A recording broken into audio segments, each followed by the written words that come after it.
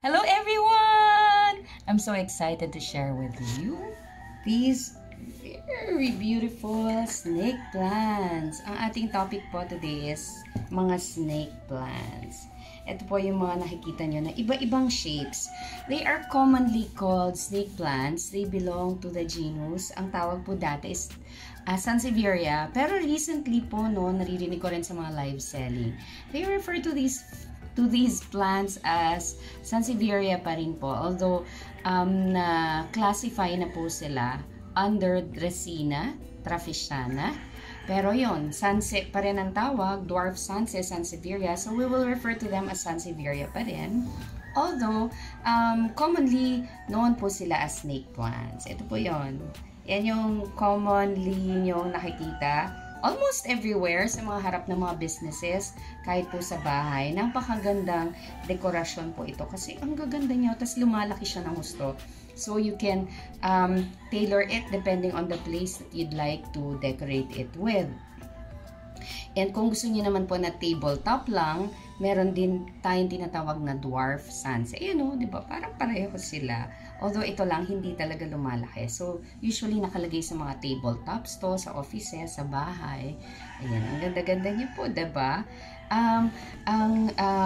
Attractive din sa kanya yung yellow na niya, parang dito na design sa gilid. Parang may border siya na color yellow, kaya talagang mas nakikita lumilitaw yung dark green niya. So, ito po, aside from being called snake plant, hindi ko alam bakit snake plant. Dahil ba shape na snake? Ang tawag din dito, mother-in-law's tongue. Mother-in-law, hindi ko rin alam bakit. So, sharp siguro. Mother-in-law's tongues are sharp ba? Kasi, hindi sa sharp per se talaga, pero yung side niya kasi, parang masusugat ka. Yung parang pagka na sugatan ka nung sides nung paper, matala siya. Nga pala, I've checked, I've researched, ito palang snake plants din if you're living in the rural areas. Dun sa mga areas na medyo marami pang snakes around, maganda pala tong deterrent sa mga snakes. Kasi pag nilagay mo to sa border ng place mo or sa harap ng house mo, mahirapan ng mga snakes kasi matalas po itong mga gilid niya. So, masusugatan sila. So, siguro dahil tinawag siya na snake plants dahil din, anti-snake. Ayun. So, aside from mother-in-law's tongue, snake plant, tawag din dito is devil's tongue. So, medyo, talaga to, powerful, delikado. Kaya yung mga pangalan niya, mga ganong style. Diba? Okay, so, iba't ibang klase po ang snake plants. Ito lang po pinakita ko sa inyo, napaka-common and one of my favorites. Kasi nga may mga yellow. Ang ganda, ang interesting ng color, lalo na pag makapal na siya. Ang ganda niya. Ito yung isa sa mga snake plants ko na ibang style, ibang color. Ayan siya, ang ganda-ganda niya.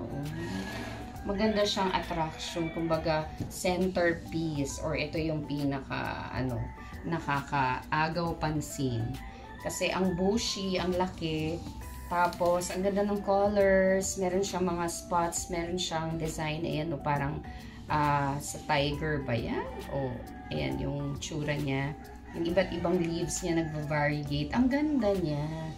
Tapos ito, hindi siya kasi ma-arting plant, hindi maasikaso, low maintenance. Ito pa nga pala po yung mga ibang Sansevieria or Dracaena na kinokolek ko po. This one is called Robusta. Ang cute niya, lalo na dun sa mga mahilig sa art or gusto ng medyo kakaiba. Ito po, hindi siya yung normal na makikita mo na hitsura na plant. Ibang shape siya, irregular. Tapos, curious ka kung ano yung magiging itsura niya as it grows. Ang ganda niya. Talaga, agaw pansin. And, yung sikat na sikat po ngayon, and marami po tayo nito, yung millionaire plant. Yung millionaire plant or whale fin is also a kind of snake plant. Ano rin po ito? Sansevieria. Ito po ang pinakasikat na sikat. Ito ang star ng 2025 dahil sabi nga po, magiging milyonaryo ka pag meron ka nito. So, ang swerte pa pagka nabigyan ka nito. better po na it is given to you rather than buying it. And i-convince na yung mga friends nyo na i-gift sa inyo ang millionaire plant this Christmas or this 2025. So, kanina po yung pinakita kong dwarf Sansevieria, mga pang tabletop. Iba-iba rin po yung style niya, iba-iba po yung design. Ito ang dami mga pinagpipilian. Yan yung leaves niya, parang may tiger print sa likod. Ang ganda. Tapos ito naman isa, ganda rin ang itsura nito, patusok-tusok lang.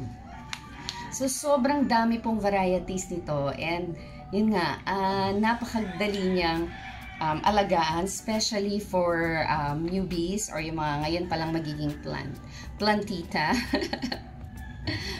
plantito. Kasi po, it requires minimal water. At saka po, nagsa-thrive siya kahit po in low light conditions. So, pwede siya sa labas, outdoor plant. Pwede rin po sa loob ng bahay. So, hindi siya magtatampo. It will thrive. It will be happy wherever it is. So, ayan po, pwede siya na makalimutan mo, or kung mahilig ka mag-travel, iwanan mo siya. Okay pa rin siya kahit ilang days or weeks na siyang hindi nadidiligan. Ang history po nito, nanggaling siya sa Africa. So, especially sa mga areas ng Madagascar, Congo, and Nigeria. Yan ang mga nabasa ko.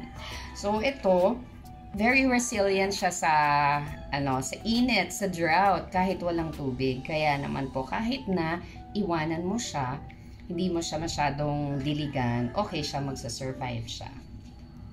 So, usually makikita nyo, especially this one, kaya niyang mag-survive kahit ang sikip niya dito sa pot, kasi kahit konti lang yung tubig niya, mas happy siya kaysa ilagay sa mas malaking pot na maraming water, malulunod siya. So, ayaw niya kasi ng tubig, kaaway niya yung tubig. So, kung mapapansin niyo po, compared to other plants, mas makapal siya, kagaya po ng succulent. May kita niyo, di ba, yung ibang mga halaman natin, like this one, yung aglaw. Pag napansin niyo po yan, manipis lang yung dahon niya. Just like common leaf, pero ito makapal. Kasi po, nag-store siya ng water inside. So, may tubig na siya. Hindi mo na siya kailangang dagdagan ng tubig kasi it's very prone to root rot. Mabubulok po, hindi lang yung roots, pati yung leaves mismo. Leaf rot din pala. So, mag-rot yung leaves. So, wag na wag po siyang babasain. Bihirang-bihira lang po. Kahit mga, siguro, once a week, twice a week, depende po sa init.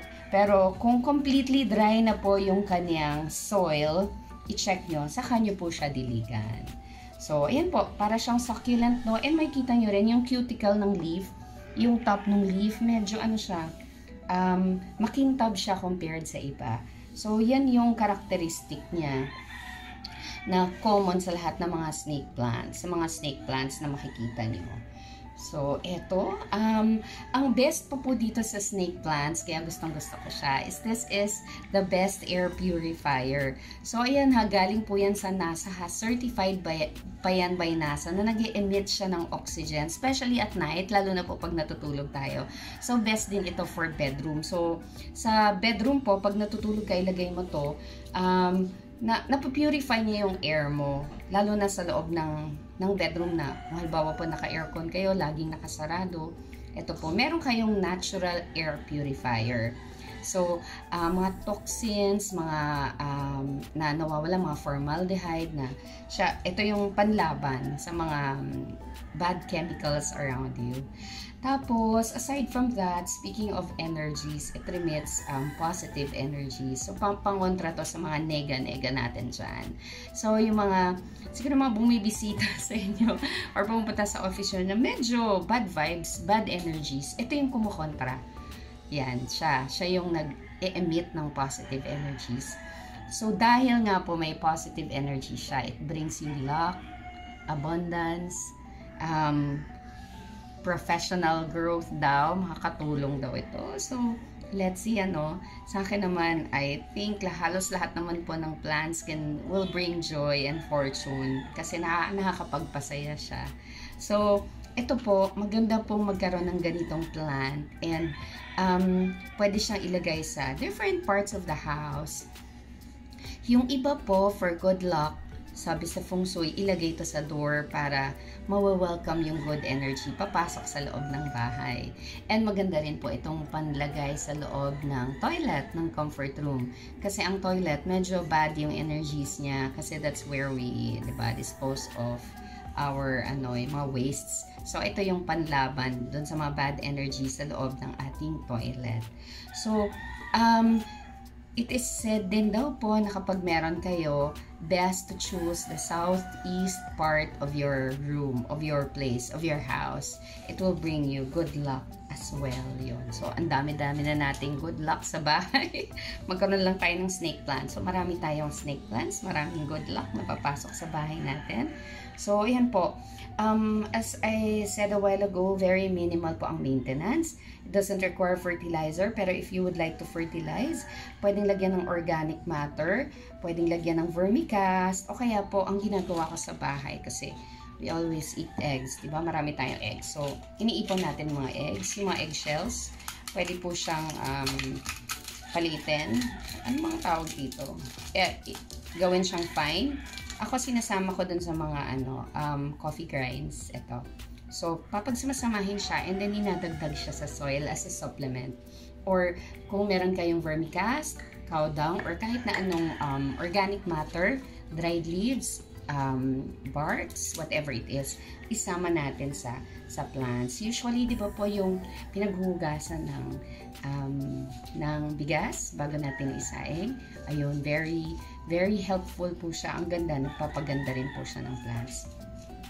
So, ito po ang maintenance niya. Minsan, ang ginagawa ng iba po, pinupunasan para mawala yung dust, para mas maging masigla siya, tsaka para tuloy-tuloy po yung pasok ng air and sunlight sa kanya. So, punas-punasan po natin. Mapapansin din natin na kulang siya sa water kung nagda-dry out na yung tips niya. Yun po. Tapos, yun naman, kapag naging soggy siya or malambot, baka naman po na-overwater tayo. So, yun lang. Kapag medyo malungkot yung plant, ang i-check lang natin, it's either we underwatered ba or we overwatered. So, check nyo yung soil nyo. Kung sobrang basa, overwatering yan. Medyo pahinga muna sa pag-didilig. Kung sobrang dry naman po, kulang lang yan sa tubig. So, mag-ingat lang po in watering your plants kasi madali pong makarecover ang underwatered plants. Lalagyan lang natin ng more water. Unlike overwatered, dahil kapag nagkaroon na ng root rot, mahihirapan ng ma-recover minsan. Tuloy-tuloy na ang demise ng ating plants. So, ayan po. That's all about it. Yun lang po yung masishare ko at this time. Pero next time po, magpo-propagate po tayo. Magpapadami po tayo ng ating mga snake plants. So, abangan nyo po. Follow for more. And subscribe to my channel. Meron din po akong YouTube channel with the same name, Plantorny G. Kung may request pa po kayong i-feature ng mga plants, just type it down below. And next time, yun naman po ang i-feature natin. Thank you for watching, everyone. See you again soon. This has been Plantorny G.